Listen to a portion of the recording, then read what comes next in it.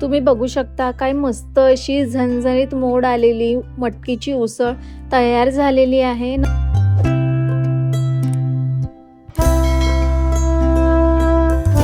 नमस्कार, मी Ashu. I am Ashu cooking and vlogging चॅनलवर तुमचं सर्वांचं स्वागत करते।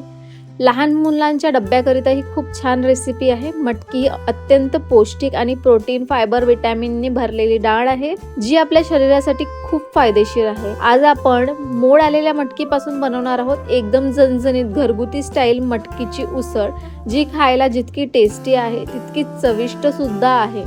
पण त्याआधी तुम्ही जर माझ्या चॅनलवर नवीन असल्यास माझ्या चॅनलला लाईक, सबस्क्राईब नक्की करा। माझ्या रेसिपी बघायला आवडत असल्यास शेअर करायला सुद्धा विसरू नका। आज आपण अगदी साधी सोपी मोड आलेली मटकीची उसळ कशी बनवायची ते आपण बघणार आहोत। रेसिपी खूप साधी आहे। मटकीची उसळ बनवताना मी 1 ते 2 खूप साध्या टिप्स देणार आहे। या टिप्स फॉलो केल्यावर मटकीची उसळ तुम्ही नेहमी जरी बनवत असला तरी सुद्धा चव दुप्पट होईल। तर उसळ बनवण्याकरिता मी कढई तापत ठेवलेली होती।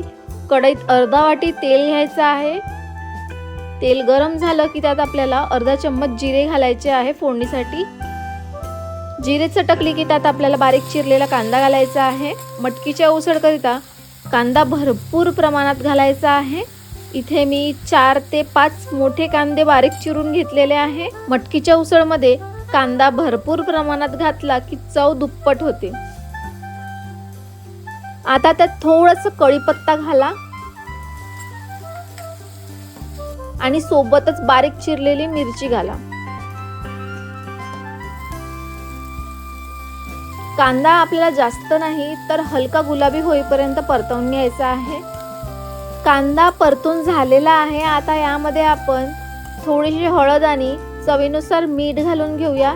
छान असं मिक्स करून घ्यायचं आहे। जर तुम्ही लहान मुलांकरिता उसळ बनवत असाल तर तुम्ही मिरची स्किप करू शकता। तुम्ही फक्त तिखट तुमच्या आवडीप्रमाणे घालू शकता। आता त्यात बारीक चिरलेला टोमॅटो घालून छान असं परतवून घ्या।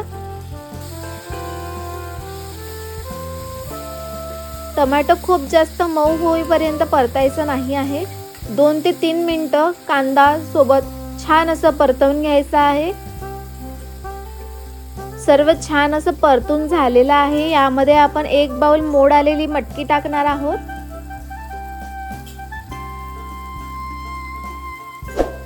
याला मंद आचेवर छान 3 ते 4 मिनिटं छान असं परतवून घ्यायचं आहे। मटकी छान असं मसाल्यासोबत परतवून घ्यायची आहे, म्हणजे मसाला छान असं मटकीमध्ये मुरेल की मटकीला मस्त असं खमंग चव येणार। त्यामुळे मटकी छान असं परतवून घ्यायची आहे।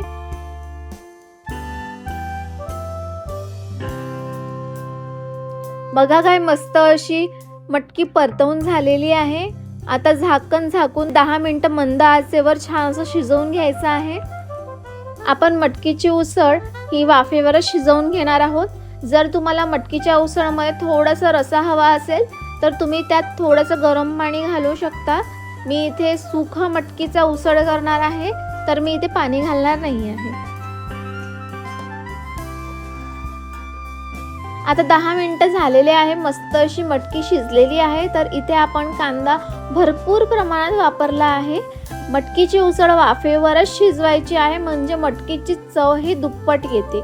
यावरून बारीक चिरलेला कोथिंबीर घालायचा आहे आणि कोथिंबीर घालून छान असं मिक्स करूया। तयार झालेली आहे मस्त अशी झणझणीत वाफेवर शिजवलेली मटकीची उसळ। गरम गरम भाकरी आणि पोळी सोबत खूप छान लागते। तुम्ही पण ही रेसिपी एकदा नक्की ट्राय करा। आजची ही रेसिपी आवडली असल्यास लाईक करा, सबस्क्राईब करा, जास्तीत जास्त शेअर करा। पुन्हा भेटूया अशाच नवनवीन रेसिपी घेऊन। तोपर्यंत थँक्यू।